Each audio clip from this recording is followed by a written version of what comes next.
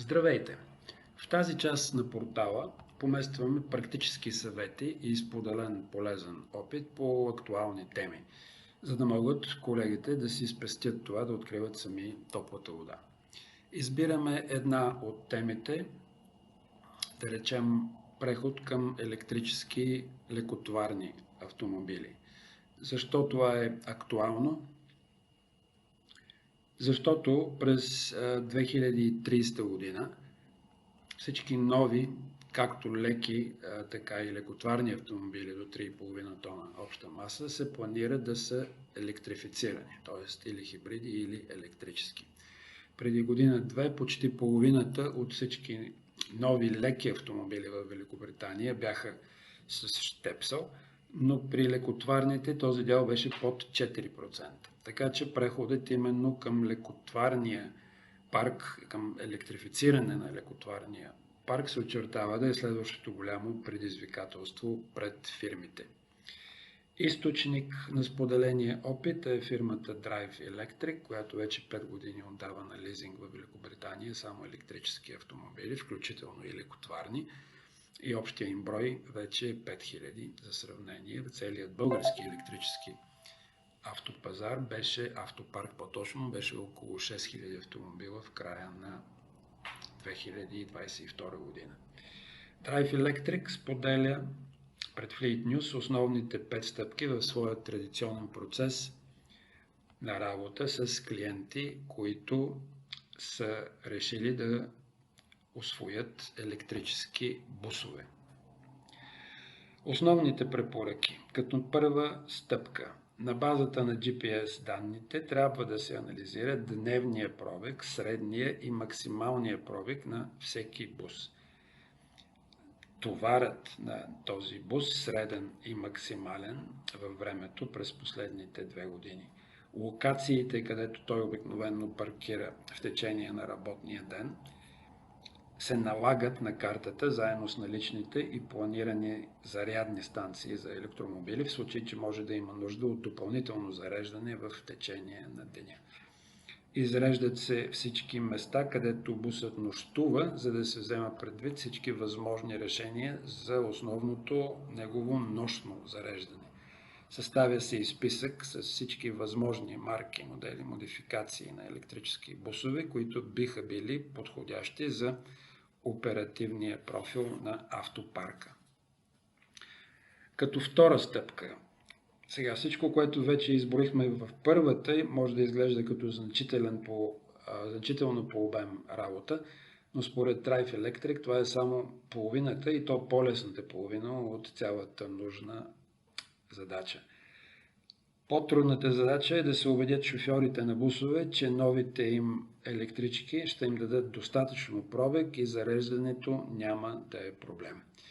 Никой не трябва да очаква, че всички шофьори ще могат и ще искат да минат на електрически бусове, казват от фирмата. Първоначално фокусът трябва да е върху тези, които вече са изградили положително или поне възприемчиво отношение към електрическата мобилност.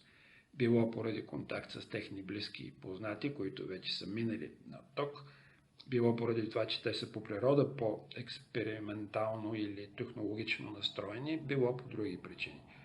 Тези пионери са важни, за да се избегне евентуалния негативен отпор, който много бързо може да се превърне в вътрешнофирмен фолклор и да очерни репутацията на електрическите автомобили изобщо за дълго време напред. Затова определянето на потенциалните иноватори сред шофьорите, обикновено чрез анкета на външен доставчик, е следващия ход. В рамките на тази анкета е важно да се питат шофьорите какъв е според тях средния и максимален техен дневен пробег, независимо от това, че GPS данните го показват много точно. Защото тяхното вътрешно убеждение и това, че мнението им се търси и се взима предвид, често е по-важно от реалността. Трета стъпка на идентифицираните вече шофьори-новатори. Първо трябва да бъдат предложени електрически бусове за продължителен тест драйв между 2 и до 4 седмици. както в работни условия, така и в почивните дни, така че те спокойно и без никакъв натиск да почувстват всички страни от експлоатацията им. Тестовият период може да бъде организиран чрез рент-а-ван или флекси-лийз фирми, каквито доставчици има на пазара. Тези потенциални проповедници на правата вяра са изключително важни, защото според Майк Потър, директор на Drive Electric в Великобритания, опитът и препоръката от колега са 5 пъти по-ефективни, отколкото която и да е презентация от началник, консултант или друг външен източник. Промяната в поведението е емоционална, не логична. Шофьорите трябва да се убедят, че продуктът работи за хора като тях, казва Потър пред Fleet News. Тестовият период е времето, когато се детайлизират и калкулациите за пълните разходи в жизнения цикъл, както и се решава въпроса с зареждането на бусовете. Според данните на Drive Electric, над 2/3 от шофьорите на бусове в страната нямат възможност да зареждат на улицата, което прави приоритет организирането на зареждане по месторабота или в домашни условия, там където те го позволяват. Някои британски фирми закупуват и инсталират за своя сметка зарядни станции в дома на служителите си, шофьори на служебни автомобили. Тези служители, които карат леки автомобили, изплащат тази инвестиция с месечни отчисления от заплатите си, но на тези, които карат само лекотварния електромобил, не се прави такова отчисление. Т.е. зарядната станция в дома им е за сметка на фирмата.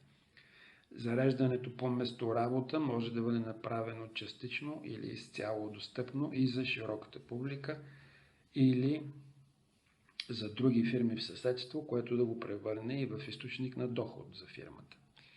И накрая предаването на електрическия бус от доставчика на шофьора е много по-продължително, детайлно и внимателно от това на лек автомобил. Всички известни особености и възможни проблеми се споделят бавно и ясно от опитни професионалисти, за да няма изненади по-късно. Благодарим за вниманието.